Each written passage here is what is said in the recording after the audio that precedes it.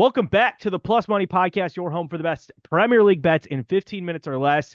We have our first managerial change of the season, and it impacts our biggest game when Manchester United hosts Chelsea this weekend with another interim manager at the helm. I'm Andrew Passaro. He's Ani Sridhar. You can follow me at Andrew Passaro. You can follow him at Ani323. You can follow us at the Plus Money Pod, where we're tweeting about, frankly, our football team and the fact that we have a quarterback for the first time in our lives. I'm still buzzing about the Hail Mary, but we're not here to talk about that kind of football. We're here to talk about the football you play with your feet. It's a loaded weekend. Manchester United Chelsea with yet again. I feel like we've had this happen so many times. An interim manager at the helm, and it totally spoils the game. Um, Last 10 head-to-head matchups, 2 wins by Chelsea, 3 wins by United, 5 draws. Lots of 1-1s in there.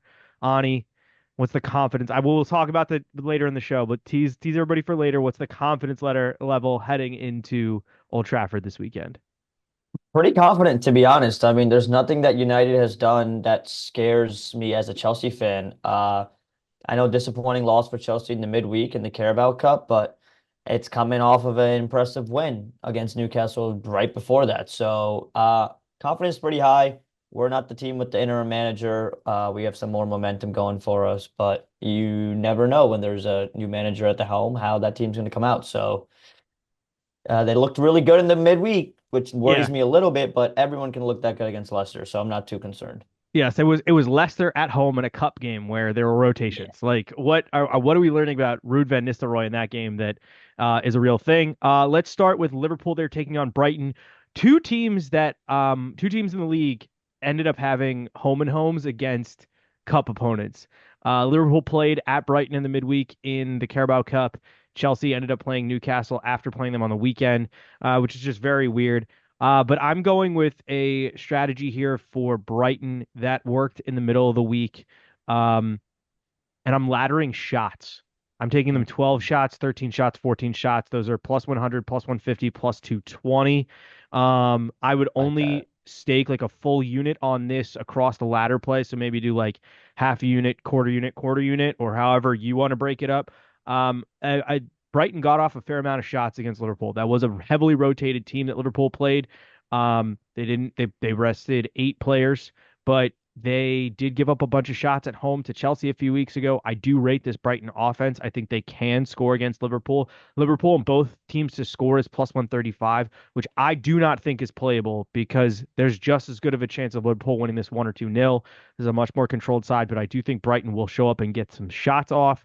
That's going to be an interesting one, but I still think Liverpool take care of business. But Liverpool have a look ahead. They have Leverkusen at home in the midweek in the Champions League. Could Brighton get a draw, be a tricky side? They've been a team that has played Liverpool in the past. We'll see. You're going to Forest West Ham.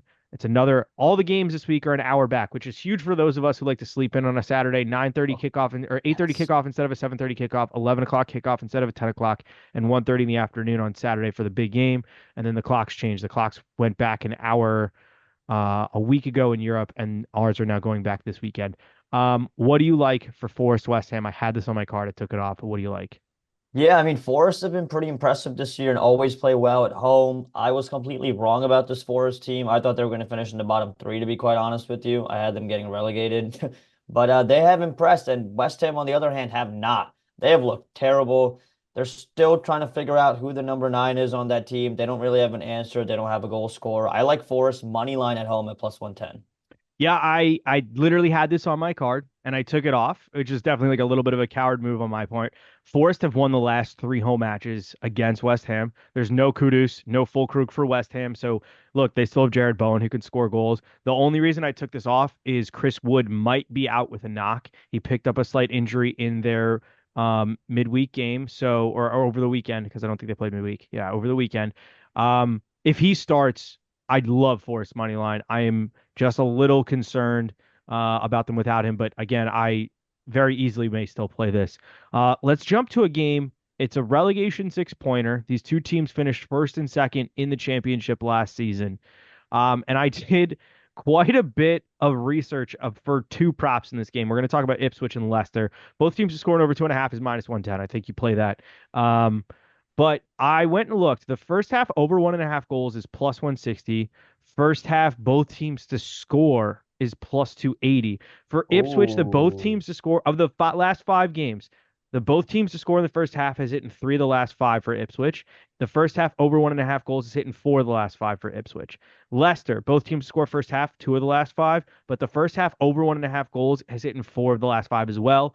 I do think we will see firepower in this game. We've seen a lot of these relegation 6 pointers have a lot of goals, have both teams look at this as like a must-win game, a game they have to get results in.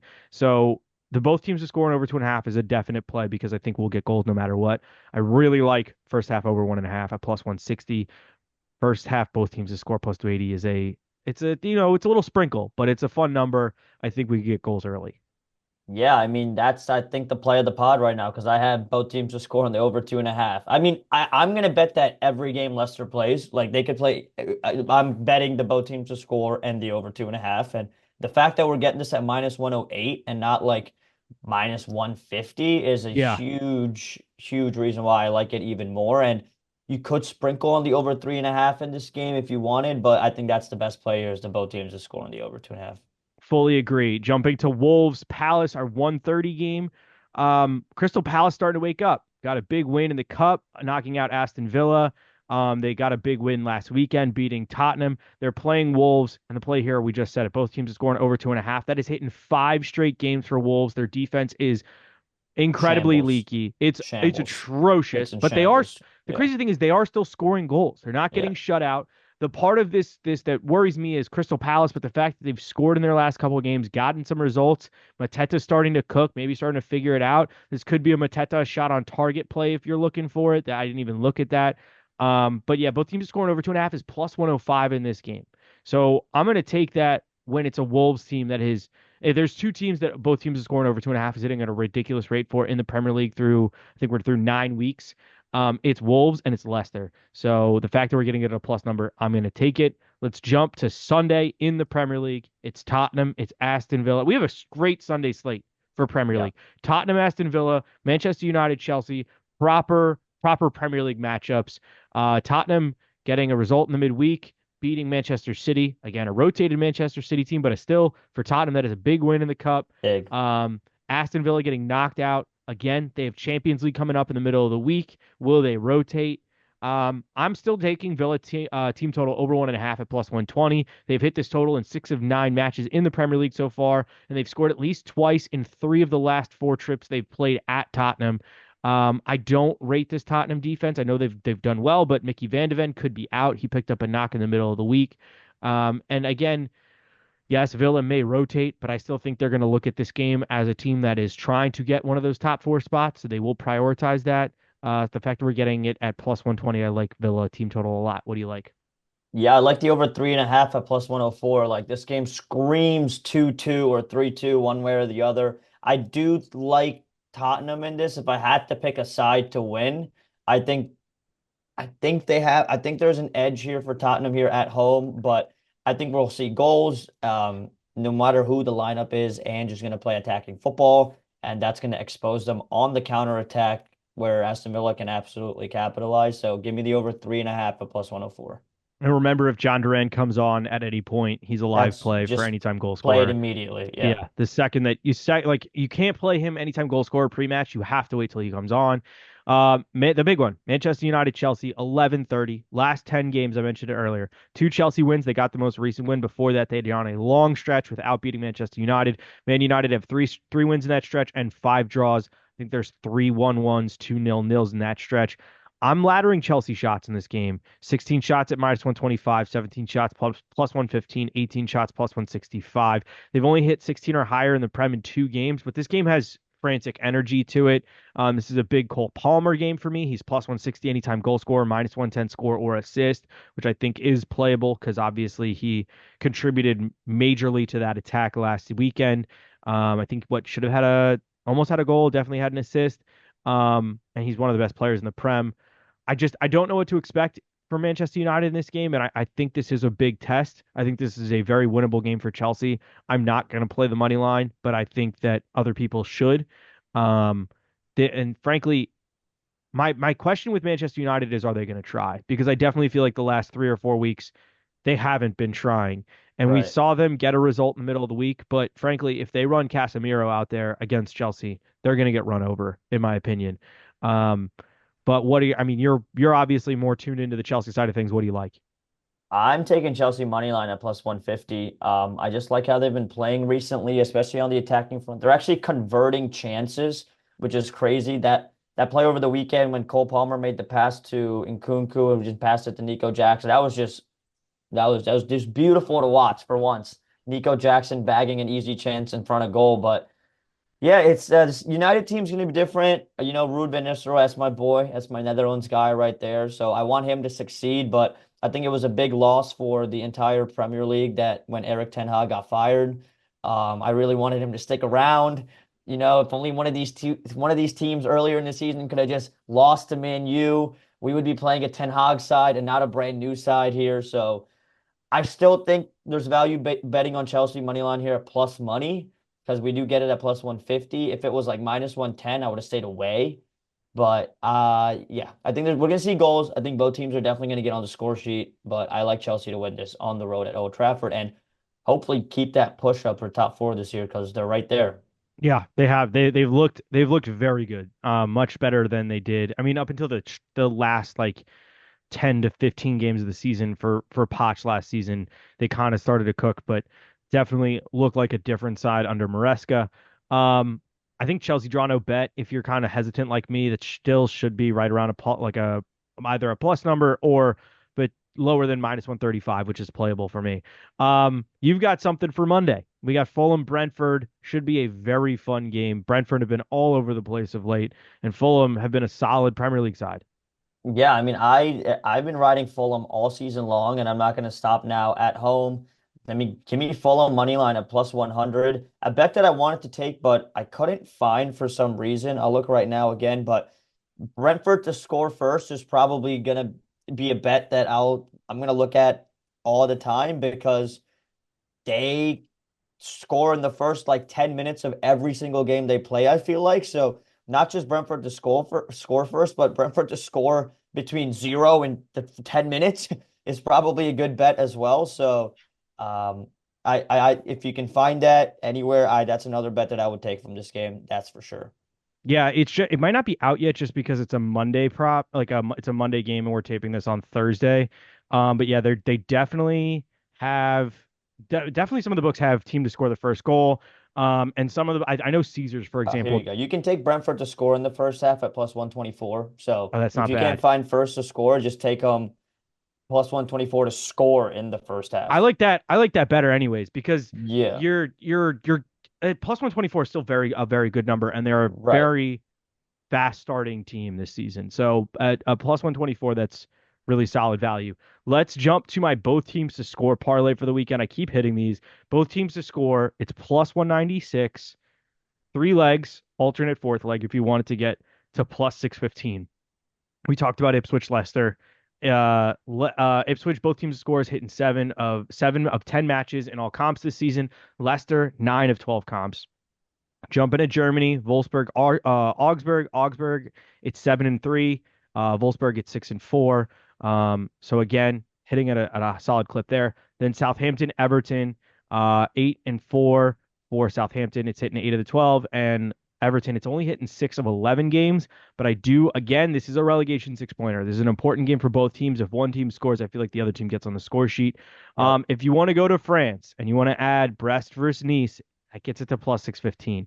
It's hitting 6 of 12 matches for Brest so far this season, but 8 of 12 matches for Nice. I think Nice will get on the score sheet, forcing Brest to do the thing.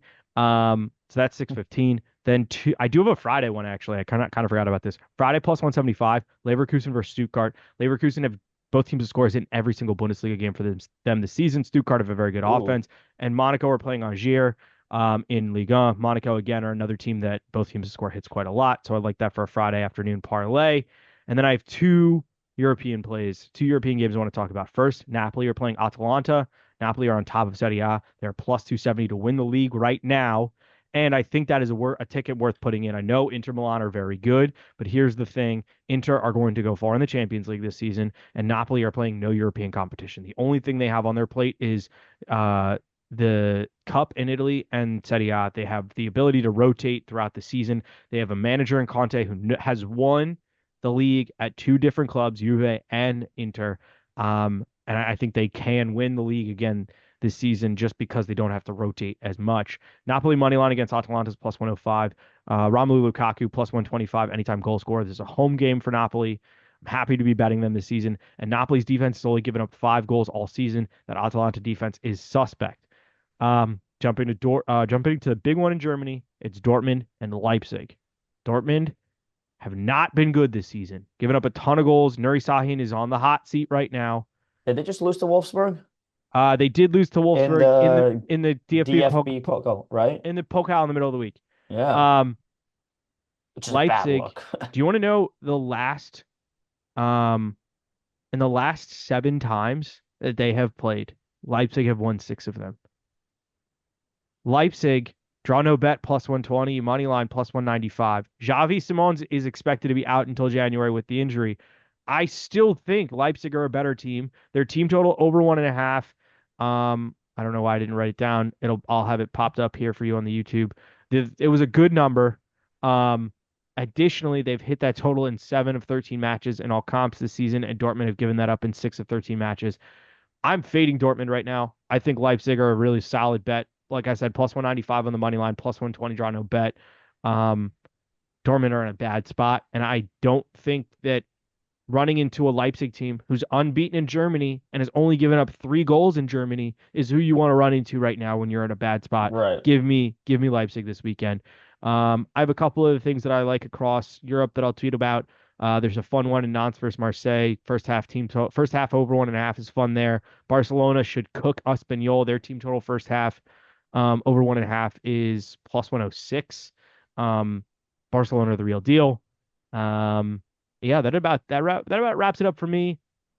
We got Champions League in the midweek. We've got, I think, one more weekend, and then it's international break. There's too much football going on right now. I need a break, but that's the way it is. Follow us for more picks at Angel Passaro, at Ani Sridhar 23, at the Plus Money Pod.